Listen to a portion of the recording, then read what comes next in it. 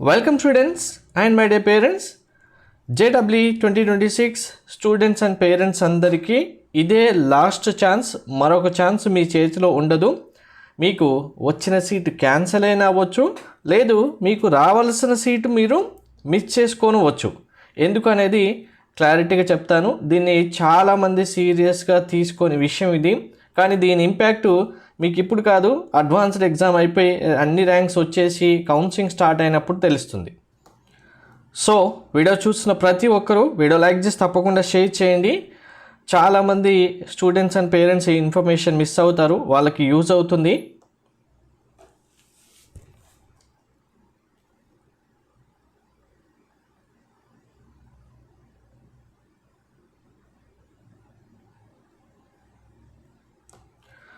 JEE 2026 సంబంధించి NTA correction window update అయితే ఇవ్వడం జరిగింది. కరెక్షన్ విండో అనగానే చాలామంది చాలా లైట్గా తీసుకుంటున్నారు. ఇందులో కరెక్షన్ విండో సంబంధించి పర్టికులర్ విషయంలో ఎవరు ఏం చేంజ్ చేసుకోవచ్చు, ఏది చేంజ్ చేయకపోతే ఎఫెక్ట్ అవుతుంది అనేది క్లారిటీగా చెప్తాను. కంప్లీట్ అప్డేట్ గైడెన్స్ కోసం ఛానల్ సబ్స్క్రైబ్ చేసుకొని ఫాలో చేయండి. ఇక్కడ చూడండి, మనకు సెషన్ 2 అప్లికేషన్ సంబంధించి మీరు అప్లికేషన్లో ఏమైనా మిస్టేక్స్ ఉంటే 27 ఫిబ్రవరి నుంచి 28 ఫిబ్రవరి వరకు మీరు అప్డేట్ చేసుకోవచ్చు, కరెక్షన్స్ అని ఇచ్చారు. బట్ రిమెంబర్ ఇట్, మళ్ళీ ఇంకొక అవకాశం NTA ఇవ్వదు. ఇంకా అడ్వాన్స్ ర్యాంక్ వచ్చినాక మిస్టేక్ ఉంది అన్న, సెషన్ 2 రిజల్ట్ వచ్చిన తర్వాత మిస్టేక్ ఉందా అన్న, రేపు కౌన్సిలింగ్ స్టార్ట్ అవుతుందనగా మాకు మిస్టేక్స్ తెలియవు, మర్చిపోయాము, చూడలేదు, ఇప్పుడు మిస్టేక్ వచ్చింది ఏం చేయాలన్నా ఎటువంటి సొల్యూషన్ మీకు ఉండదు. మీరు ఆల్రెడీ సెషన్ 1 ఎగ్జామినేషన్కి అప్లై చేసి ఎగ్జామ్ రాసిన స్టూడెంట్స్ ఇప్పుడు సెషన్ 2కి అప్లికేషన్ పెట్టిన వాళ్ళైతే మీరు ఏమేం మిస్టేక్స్ మీరు ఇప్పుడు కరెక్షన్ చేసుకోవచ్చు అనే డీటెయిల్స్ క్లియర్గా ఉన్నాయి.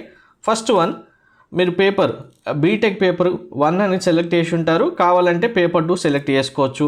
Question paper medium, Hindi, English, Urdu, Bengali ఏదైనా సెలెక్ట్ చేసుకోవచ్చు. స్టేట్ కోడ్ ఎలిజిబిలిటీ, ఇది స్టేట్ కోడ్ ఎలిజిబిలిటీ విషయంలో మీరు NITకి సంబంధించి హోమ్ స్టేట్ కోటా 50% రావాలంటే మీరు స్టేట్ ఎలిజిబిలిటీ కరెక్ట్గా సెలెక్ట్ చేసుకొని ఉండాలి.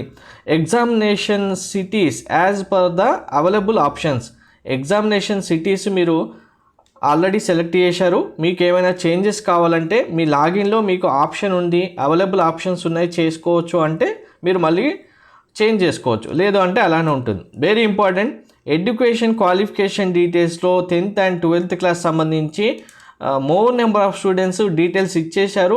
ఎగ్జామ్ కంప్లీట్ అయిపోయింది, కానీ ఇంకా కరెక్షన్ ఉందా లేదా చూసుకొని వాళ్ళు ఎక్కువ మంది అన్నారు. మీ అప్లికేషన్ ఓపెన్ చేసి కరెక్ట్గా డీటెయిల్స్ ఉన్నాయా లేవో చూసుకోండి. జెండర్ మేల్ ఆర్ ఫీమేల్ కరెక్ట్గానే ఉంటుంది. అండ్ వెరీ ఇంపార్టెంట్, మీకు వచ్చిన సీట్ క్యాన్సిల్ అవుతుందా ఉంటుందా అనే డిసైడ్ చేసే వెరీ ఇంపార్టెంట్ ఫ్యాక్టర్ ఇదే. ఎందుకు అంటే క్లారిటీగా వినండి, మనకు OBC NCL సర్టిఫికేట్ తీసుకున్నారు, EWS సర్టిఫికేట్స్ తీసుకున్నారు, మీరు అప్లికేషన్ ఫిల్ చేసే టైంలో ఇచ్చారు, SC category and ST category.